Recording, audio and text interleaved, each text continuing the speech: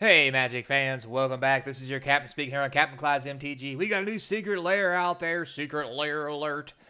It's just too funny. Anyway, so before we get started in that, you guys should always know that secret lairs normally come out around the same time a set comes out. And with Murders at Karlov Manor coming out, we're going to have some cards come out connected to Karlov Manor and do that kind of thing that they do. So, before we get into it, don't forget, comment, like, subscribe, hit that notification bell, the comments down below, feed that YouTube algorithm. The best thing you do to support the channel is just subscribe and watch some videos. I would greatly appreciate it. You can do it for free. But if you're looking for Magic cards and want to support the channel, links in the description to my eBay store and my TCG player. My email's in there for as long as it's still active. And we're also on Rumble, so go check it out. And if you want to go old school, we have Patreon in there, if anybody even uses that shit anymore. Also, we got new memberships on the channel, so hit me up on the memberships. We're going to start doing some live streams and so forth once people get in there, having some honest, real life, real time talks. It should be a good time. Plan on doing one this Saturday, which will be Saturday night. When you guys watch this one, it'll be later in the day. Probably around 8 to 9 Eastern Time, as long as everything goes through the way it's supposed to. We'll see how that plays out. But without further ado, let's get into it.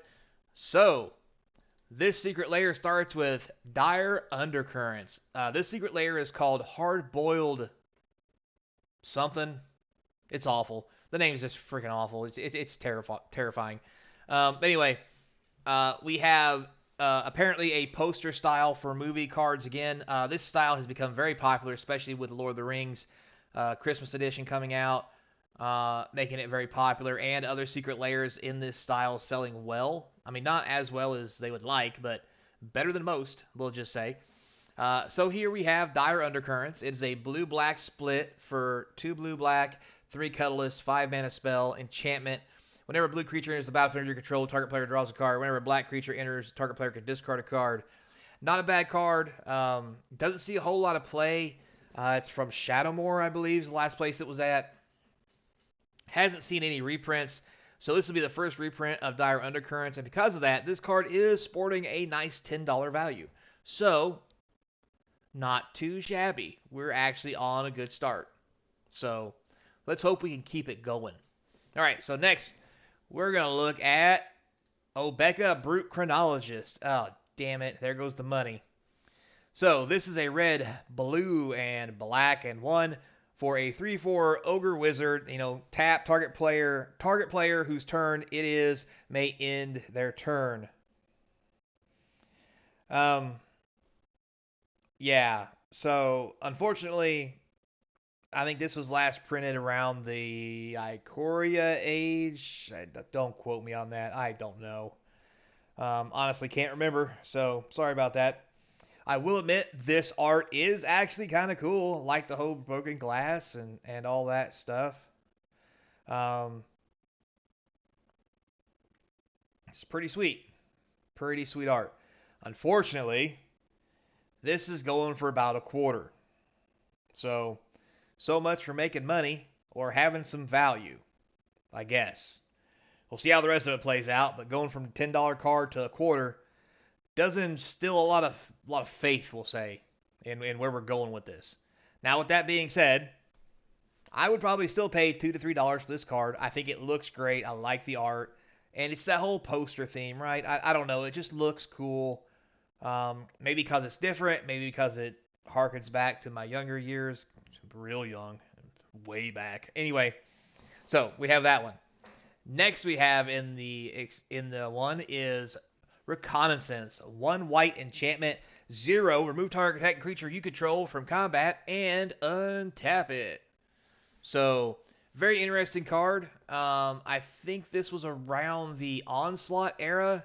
Hasn't seen a reprint either, so luckily for that, this card is still holding about $11.50, $11.50, in that range. This was back when cores were a thing. Remember the cores? Cores. Anyway, like the art, very well, it looks kind of like actually more like a Snow White, Cinderella kind of story, but the first thing that my mind goes to when I see this is kind of like I was going to say thriller. What the hell is wrong with me? The shower curtain scene from the Hitchcock movie. That's what I'm seeing. But does that mean I'm a horror fan? Because that's the first thing I see. I don't see like Snow White. I mean, I I recognize Snow White, Fairy Tale, but my first thought was anyway. So, like I said, luckily this is a decent value card, so it does help out the value of the set and does show a little bit of promise. Now, this doesn't see really any play per se. I really think that the value of this, much like the value of Undercurrent, is to the fact it's never been reprinted. But they are rares, so I mean, these ain't slid a common in here yet. Knock on wood. Yet. All right, moving on to the next card. So, next card we have the Legendary Planeswalker Jace, Wielder of Mysteries. This is the 3 blue and 1 colorless version. It has 4 loyalty. +1, target player mills 2 cards, you draw a card. -8, draw 7 cards. Then if your library has no cards in it, you win the game.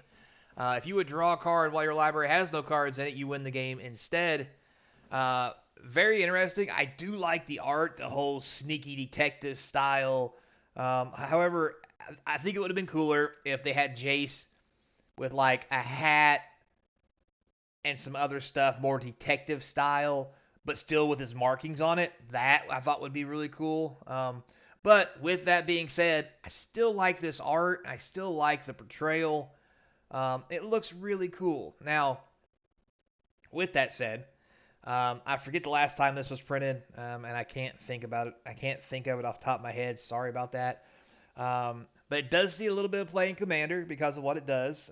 Very little. But it is holding about a $4 value. So, to be fair, it has seen a couple reprints, but still holds $4 value. So, to be fair, this is better than I thought it was going to be. This could have been much worse. All right. So, moving on. Next, we have card number 4. We have Black Market. 2 black and 3. Whenever a creature dies, put a charge counter on Black Market at the beginning of your pre-combat main phase. Add 1 black for each charge counter on Black Market. A hell of a way to generate mana. And, again, great art. Like the whole skull, kind of, gangster. I was going to say Strixhaven. Good lord. Streets of New Capenna style. Very sweet. Like the art. Yeah. Now, this hasn't seen a whole lot of printings either. But because it's very rarely used, because yes, it does generate a lot of black mana, you have to wait to turn 5, and things gotta die, and lots of conditions going on here that may not always be happening, we'll say. But it is sporting a $4 price tag, so again, not terrible, could be worse. So yeah, not too shabby.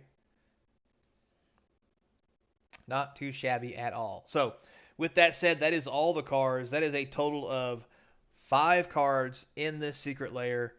Probably the best thing about them is a majority of the cards, other than Obeka, Brute Chronologist, which I don't know why the hell that's in there. Art's cool, don't get me wrong, like I said, but the rest of these cards have very little to no reprints.